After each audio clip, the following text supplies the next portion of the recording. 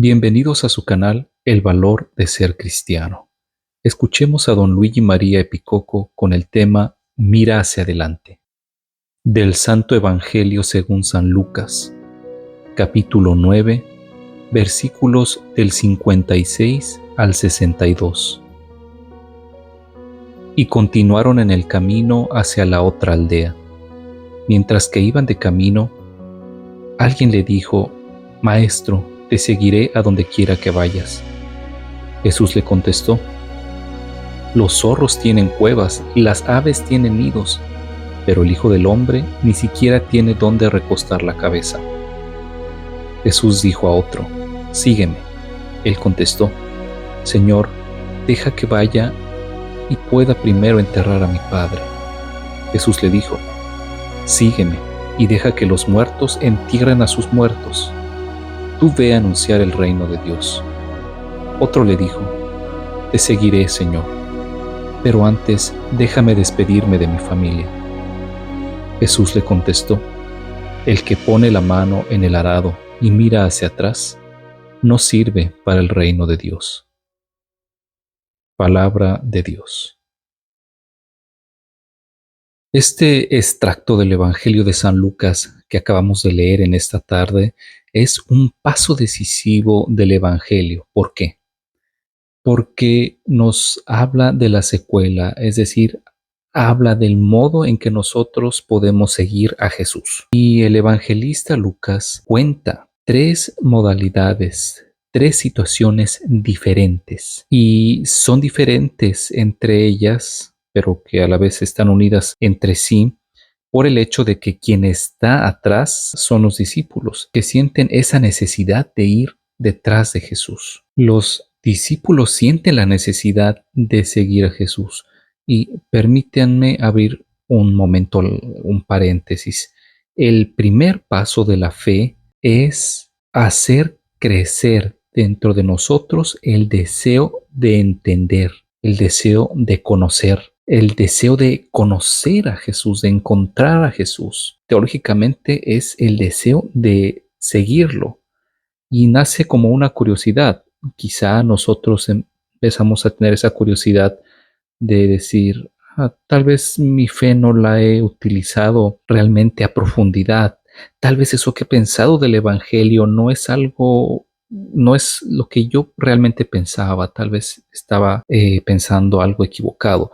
Pero todo esto nace del deseo profundo de conocer a Jesús. Y es una especie es esa sed que nace de este deseo de seguir a Jesús. Y por lo tanto, esta parte del Evangelio de San Lucas se manifiesta cuando nace dentro de nosotros esa sed de seguir a Jesús, y que nace por muchos motivos, que nace quizá porque hemos encontrado una persona o porque hemos estado afectados por alguna situación, porque sufrimos por una situación.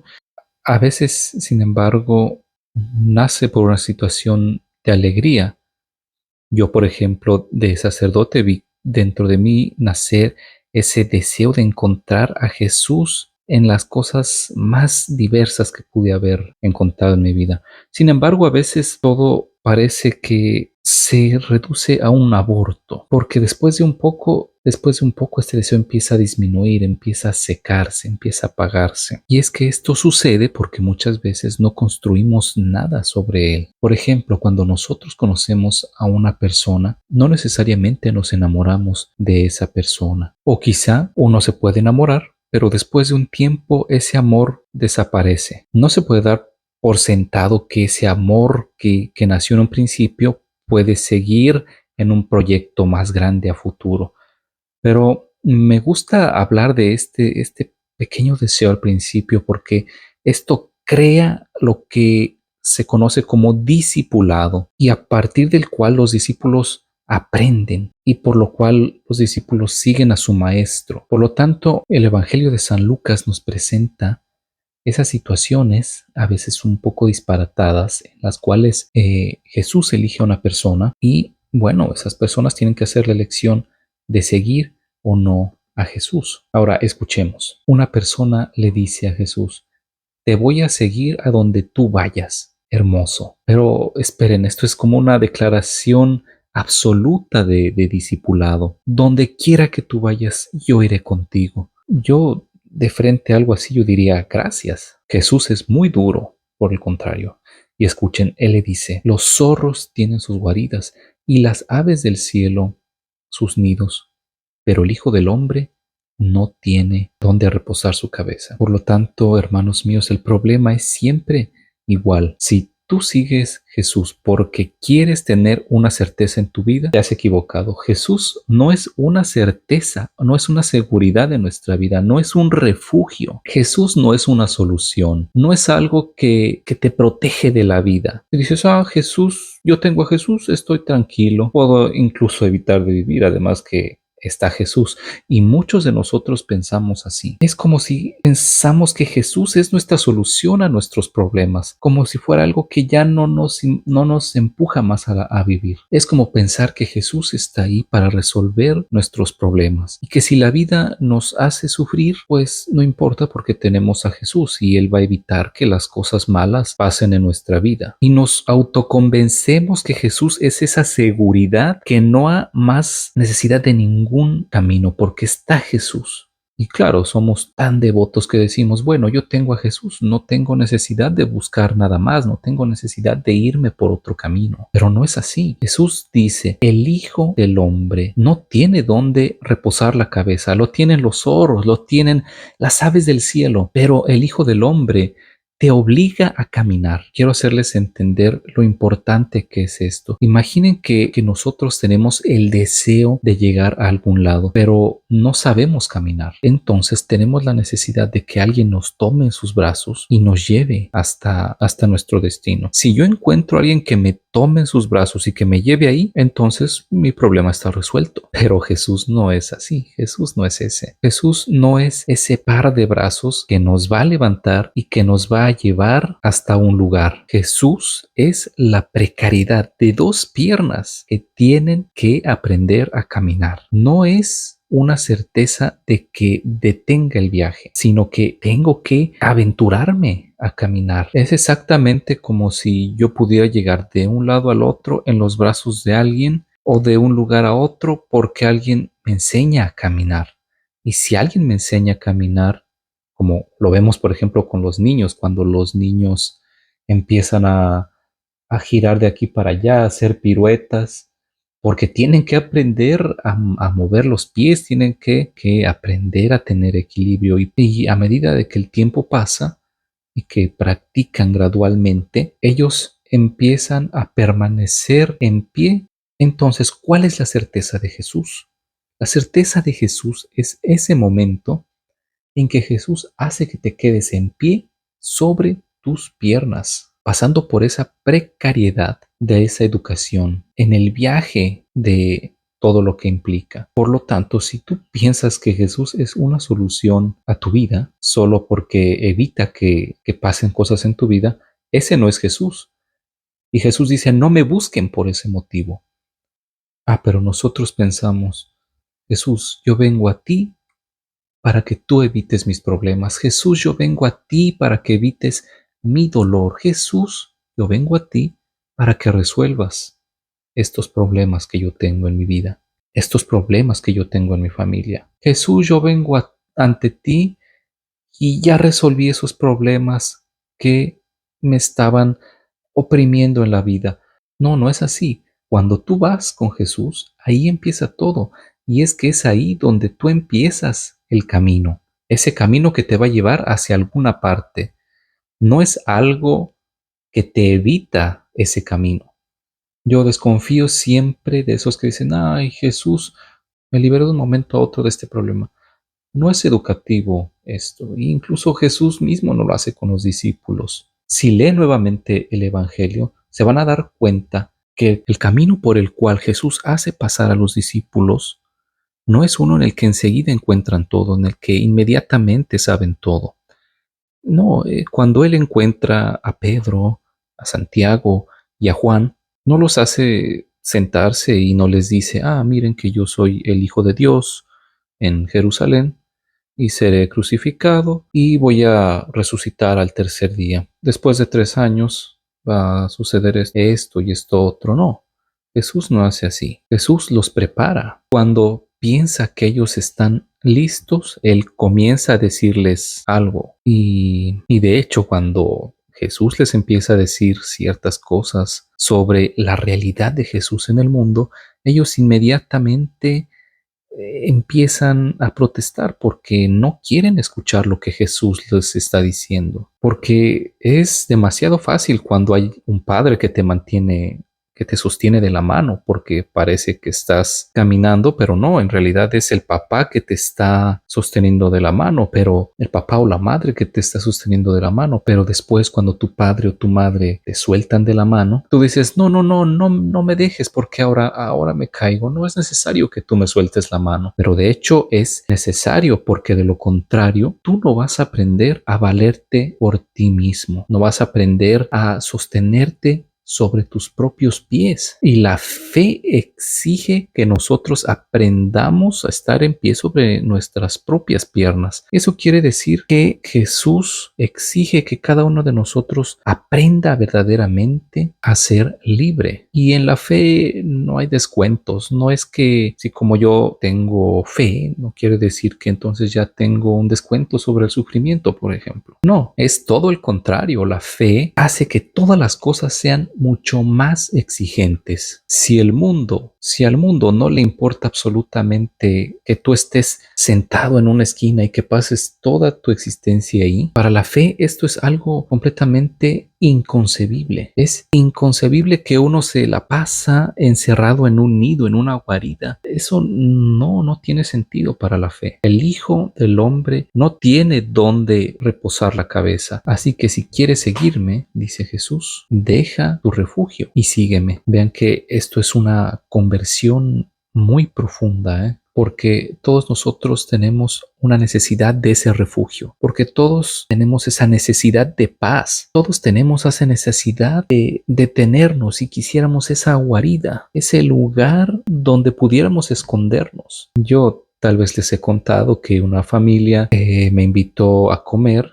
Bueno, fui a cenar con esta familia y me quedó, digamos, en la cabeza esa imagen de que uno de los hijos pequeños, bueno, sus padres me contaron que cuando el niño era estresado, cuando estaba estresado, el niño iba a una esquina entre la cama y su armario y que era un lugar prácticamente inaccesible y se quedaba prácticamente agachado ahí en este lugar donde él se sentía seguro. Tenía necesidad de sentir algo que lo protegía y esa esquina entre el armario y su cama era su refugio. Entonces tú piensas que la fe es prácticamente esto, que quiere decir que tú piensas que la fe es como esa guarida, como ese puesto donde te puedes ir a refugiar. Pero para Jesús las cosas no funcionan así.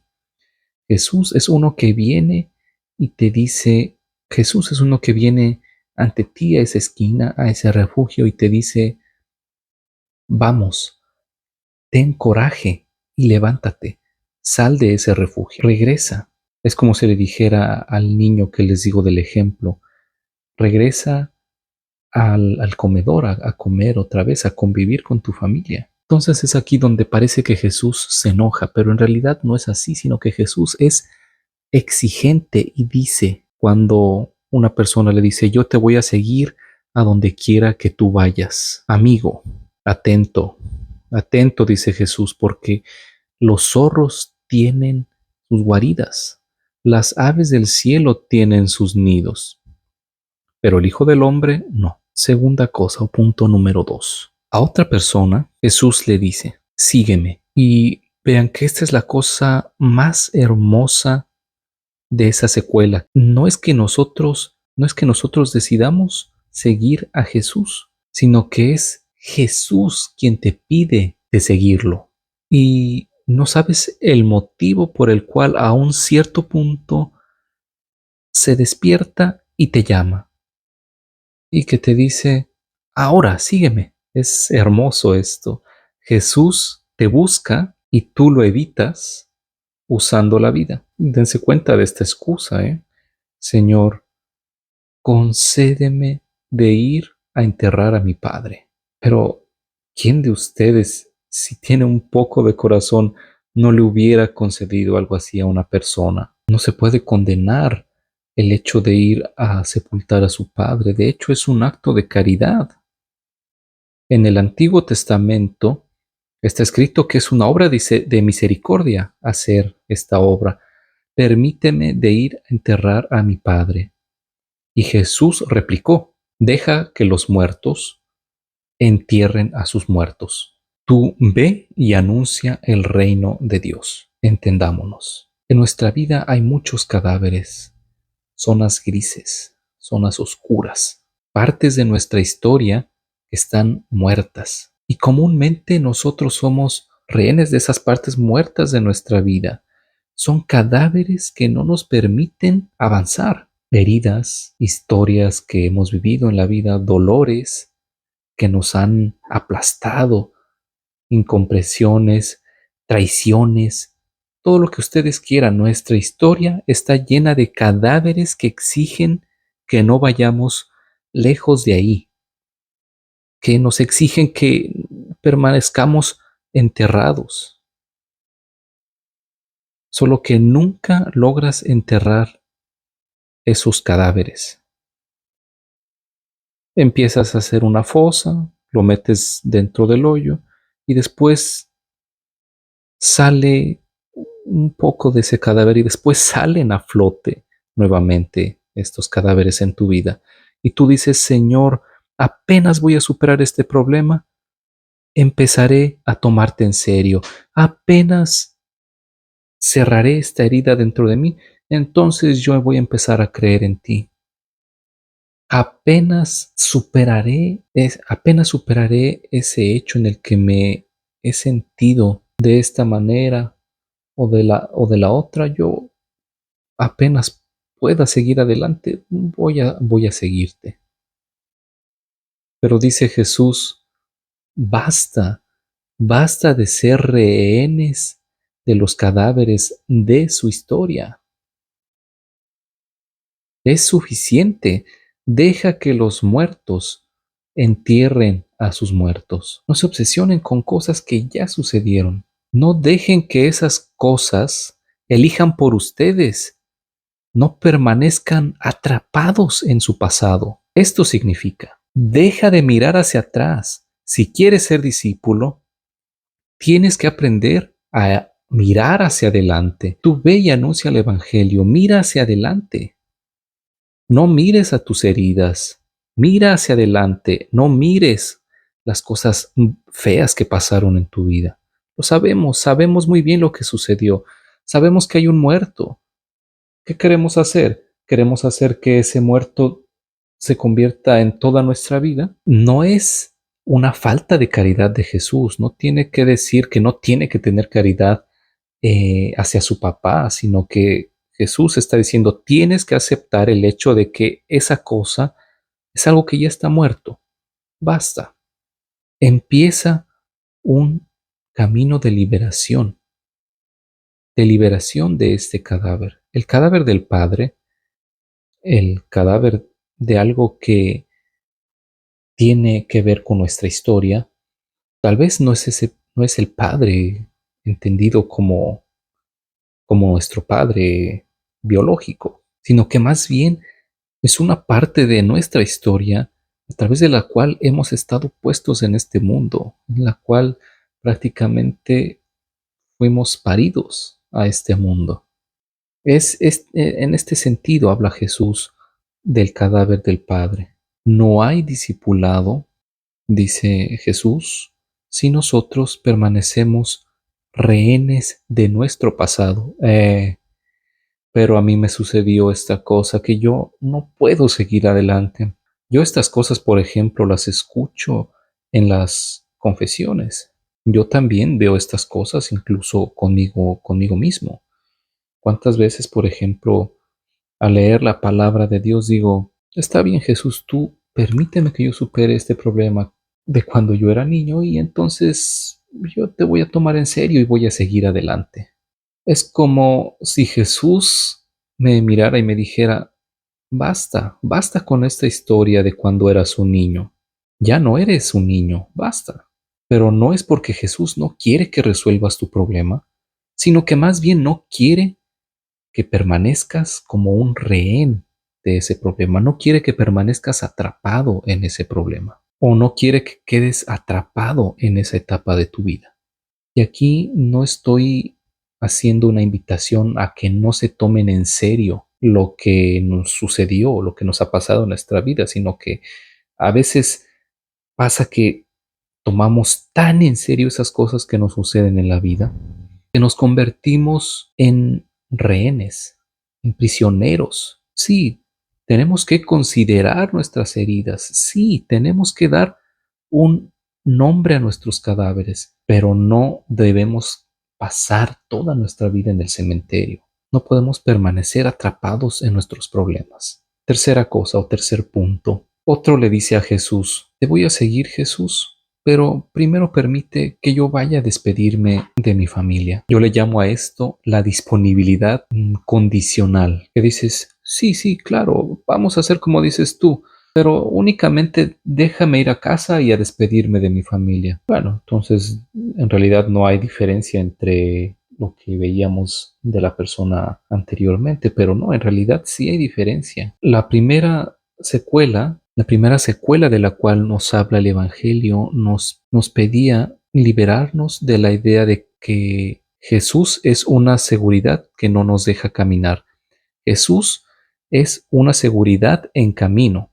La segunda secuela del Evangelio es liberarnos de nuestro pasado, dejar de estar atrapados en nuestro pasado y seguir adelante. La tercera secuela es liberarnos de las relaciones que no nos dejan o que no nos permiten ir hacia adelante. Es inútil negarlo. Hay relaciones familiares y familiares no significa únicamente porque tienen el mismo apellido, sino porque están muy dentro de nuestras vidas que no nos permiten ir hacia adelante y que nos tienen atrapados. Entonces, dice esa persona, primero déjame ir a hablar con esta persona para que no quede sentida, para que no quede dolida. Nosotros que somos la obra maestra de los compromisos, ¿no? Prácticamente que decimos, sí, Jesús, yo quiero seguirte, pero también permíteme hacer feliz a esta persona para que esa persona no quede dolida porque yo me voy, por ejemplo. Todo este lío que nos creamos a nosotros mismos. Y Jesús dice, amigo, ninguno que ha puesto la mano en el arado y después mira hacia atrás es apto para el reino de Dios. Esto quiere decir que siempre que sigamos usando estos trucos o estos líos de los compromisos en los que decimos, sí, pero quiero también que la otra persona sea feliz, sí, pero quiero también que la otra persona, sí, pero también quiero tener una buena relación con tal o cual persona. Y esto quiere decir que no somos libres. Tienes que encontrar la valentía para liberarte de algunas relaciones, de esas relaciones que no te permiten ir hacia adelante, porque así como las vives, no son relaciones que te hacen libre, no son relaciones de libertad, no son relaciones que te hacen que seas tú mismo o tú misma, no son relaciones que te hacen que sigas a Jesús, porque seguir a Jesús significa convertirnos en nosotros mismos, es decir, ser auténticos y ser nosotros mismos. Entonces, así se ve el panorama de la palabra de esta tarde. Nunca tengamos falsas expectativas de Jesús, pensando que Él nos va a evitar la vida. Nunca tenemos que posponer ese encuentro con Jesús porque somos prisioneros del pasado. Nunca encontremos compromisos en ese encuentro con Jesús porque somos rehenes de algunas relaciones. La libertad de caminar libres de estas tres categorías de personas que hemos visto. Y esa es la secuela verdadera, la secuela profunda, que te hace aceptar el hecho que el camino es siempre inseguro, que tal vez puedas caerte, que los cadáveres van a estar ahí y que esos cadáveres quieren decidir en tu lugar, o porque está esa mujer, o porque está ese hombre, o porque está ese amigo, o porque está ese marido, o porque está tu esposa, o porque está tu madre, o porque está tu padre, o porque está tu hijo, o tus colegas, todas esas personas que existen dentro de tu existencia, pero tú debes de tener la valentía de preguntarte, ¿esto me está haciendo ir hacia adelante o me obliga a permanecer parado? ¿Me obliga a permanecer bloqueado? ¿Es realmente amor el quedarse bloqueado? ¿Es verdaderamente una prueba de amor buscar ese compromiso con ciertas relaciones? Ahora, cuando el Señor nos pregunta algo, tenemos que recordar que el Señor nos da eh, también instrumentos, nos da herramientas para poder hacerlo. Es decir, Jesús cuando nos pide algo, Jesús nos da también herramientas para que nosotros podamos lograrlo o para que podamos hacer algo. De hecho, esta es una invitación que hace Jesús a no usar esa forma de pensar de decir, entonces hazlo por ti mismo. Es como si yo fuera a casa, tomara un plato y lo rompiera en la cabeza a la esposa o al marido y le dijera, a partir de este momento yo soy libre y no quiero que tú interfieras más en mi vida. No, tampoco no se trata de hacerlo por uno mismo y de tomar sus propias formas de actuar. No podemos jugar a ser los terroristas suicidas o el kamikaze, ¿no? Porque entendimos una cosa. No, incluso en todo lo que tenemos que hacer, tenemos que comenzar un viaje, un camino.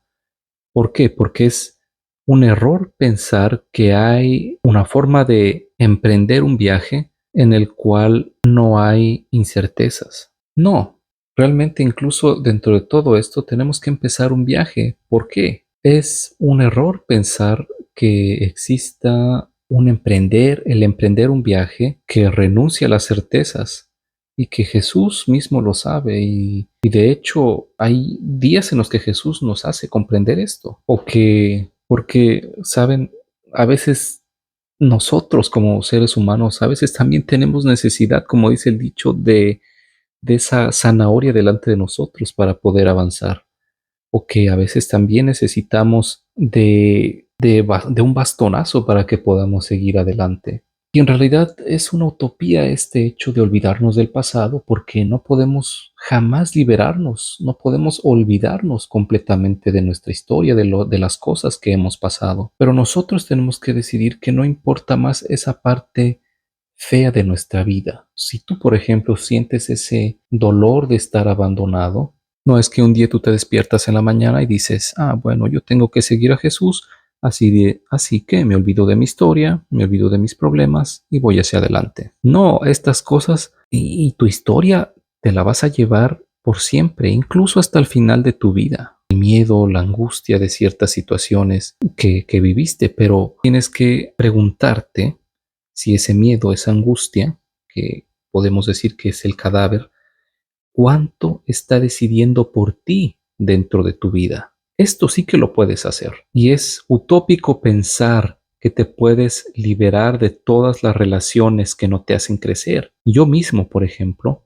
sé que a mi madre le puedo decir ciertas cosas hasta un cierto punto y que de un cierto punto en adelante ya no nos vamos a entender más. Yo no digo que mi madre no me ame, sino que no puedo tampoco depender de lo que, según mi madre, es bueno o no para mí. Si no, yo no hubiera tenido la oportunidad de crecer como persona. Por lo tanto, debo de tener el coraje de decir basta. Pero esto no significa descartar a mi madre de mi vida, sino que esto significa hasta qué punto a mi madre yo la puedo tener en consideración y hasta un punto debo de tener la valentía de decir, mamá, quédate ahí, no puedes interferir más en mi vida. Miren que muchas familias están destruidas por la interferencia de otras personas que exigen derechos de tener que hablar sobre mi vida.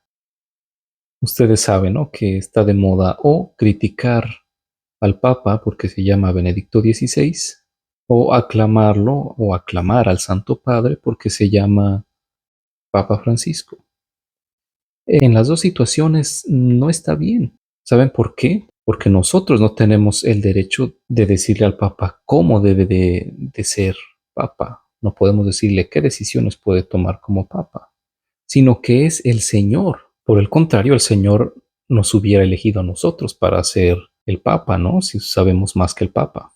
Y por lo tanto, uno puede vivir en una forma muy particular su forma de llevar adelante un pontificado, pero depende de él, depende del Papa cómo hacer tal o cual cosa, no depende de nosotros decirle al Papa cómo tiene que hacer las cosas. Sin embargo, hay muchas veces estos maestritos, estos profesores que quieren enseñarle al Papa lo que es bueno, lo que es malo y decirle cómo tiene que hacer las cosas. O que hay ciertas personas que le dicen a un sacerdote cómo tiene que hacer un sacerdote. O hay personas que piensan que pueden decirle a una mujer cómo ser una esposa y a un hijo cómo tiene que ser hijo. O a un marido cómo tiene que comportarse como marido. Pero piensa, piensa en ti mismo, piensa en las cosas que vives dentro de tu vida. No tienes que intervenir dentro de mi vida. No tienes que decirme cómo tengo que vivir mi vida. Tengo que vivir yo mi vida. Y a veces todo esto, todas estas formas de actuar están como enmascaradas por el amor, ¿no? Como disfrazadas por el amor. Y nosotros decimos, no, yo porque te amo te digo esta cosa. Yo porque te amo quiero que te comportes de tal o cual manera. Porque dices, yo no quiero que tu esposa te destruya. Mi hijo cambió, ay, mi hijo es una persona diferente, no es el mismo. Amigos míos, si ustedes confían en que sus hijos tienen un corazón y un cerebro y que ha decidido dejarse destruir por una mujer, eso es su decisión, es su problema, no es tu problema. Tú no puedes constantemente intervenir en la vida de una persona, incluso si lo amas. Nada te autoriza a quitarle autoridad a una persona sobre sus propias decisiones en nombre del amor. Miren que si estas cosas las sufrimos, significa que las hacemos también y podemos preguntarnos cuántos de nosotros somos así. Tenemos que preguntarnos cuánto nosotros somos la causa de que otros sean rehenes y de que otros estén atrapados y que esas personas no pueden llegar a transformarse. Por ejemplo, una persona no puede llegar a convertirse en una mariposa porque nosotros lo bloqueamos y permanece siempre en ese estado de oruga. Y tal vez eso es culpa de nosotros. Y eso también quiere decir que nosotros podemos convertirnos en cadáveres dentro de la vida de otras personas. ¿Cuántas veces nosotros nos ponemos como una certeza para la vida de los otros que dices, no, no, no, no, yo aquí estoy? No, no, no, no es así. Tú no vas a estar siempre. Las personas necesitan aprender a caminar por sus propias piernas. Amar es esto, ayudar a los otros a caminar con sus propias piernas, ayudar a los otros a usar su propia libertad y no a ponernos en su lugar. Jesús es alguien que hace esto, que dice que si quieres seguirlo tienes que aceptar esto que te dice: la precariedad, la libertad del pasado, la libertad de las relaciones que no te permiten adelante. Esto es la secuela del Evangelio. Esto es el cristianismo. Si una de estas tres cosas no funcionan, o permaneces bloqueado, o te estancas, o estás convencido de seguir caminando, pero en realidad no es así. No es así. Estás siempre en el mismo punto. Dices, mira, han pasado 10 años que ofrezco al Señor esta herida que tengo dentro de mí. No, espérate. Le estás ofreciendo al Señor esta herida y después, nada, se la ofrecí al Señor, ya, esto es lo que hago. He ofrecido al Señor durante 10 años esta herida que tengo dentro de mí y no has hecho nada más. La vida ha estado únicamente ofrecer esa herida, pero hay un mundo más allá de esa herida. ¿Por qué no lo tomamos en consideración? Porque estamos fijados en ese problema. Entonces lloramos y nos quedamos ahí atrapados. Pero la vida sigue adelante, la vida sigue adelante. Y nosotros tenemos que seguir adelante con la vida y con Jesús. Jesús que va hacia adelante. Miren que el Evangelio comienza con mientras que iban por el camino. Significa que Jesús está caminando. Jesús es un tren que está caminando. Si te encuentras ese tren y lo ves pasar, le dices adiós. Pero debes de tener en cuenta que estos trenes no pasan siempre en la vida. Así que cuando el tren está, tenemos que tener el coraje y la valentía de subirnos al tren. De lo contrario, ese tren también puede aplastarnos, porque sigue adelante y nosotros estamos prácticamente firmes.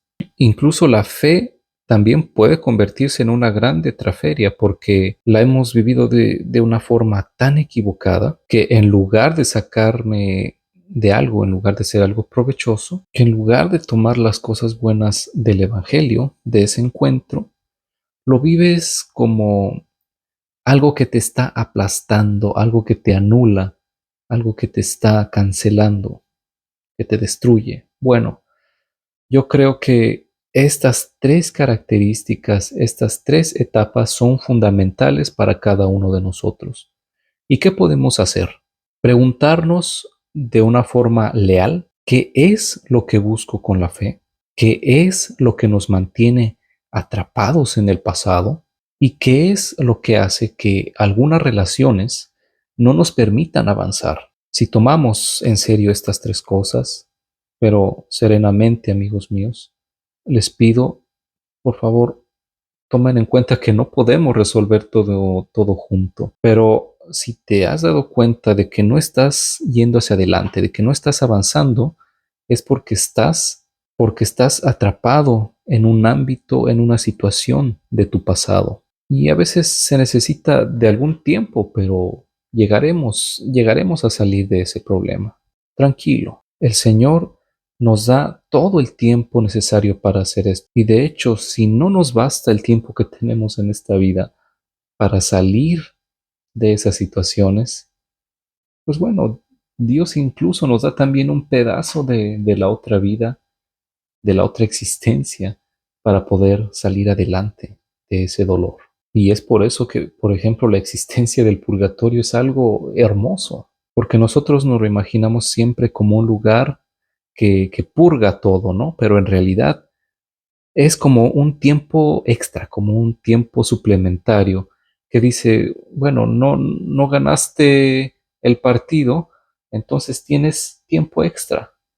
Y mientras no hagas goles, yo te sigo dando tiempo extra. Continúa a darte minutos para que hagas un gol. Lo hace Jesús porque nos ama. Jesús no lo hace porque nos quiere castigar. Y eso es algo hermoso. También esa es una señal de amor que Jesús nos da. Es como ese prolongamiento de la vida terrena a la otra vida. No es un castigo. Es castigo para alguien que quisiera ganar un partido, pero que aún no lo ha ganado. Pero en realidad no es castigo, sino que es esa adrenalina de querer ganar ese partido. Si tú sabes que hay alguien que continúa a darte tiempo extra y que vayas adelante hasta que logres meter un gol, ¿qué más quieres en la vida? Bien, entonces pidamos a Dios la gracia de poder vivir así esta secuela, la gracia de dejarnos guiar por Él, que tiene que estar siempre adelante de nosotros como alguien que guía en el camino y que alguien que nos indica la vía justa, el camino justo por el cual tenemos que caminar.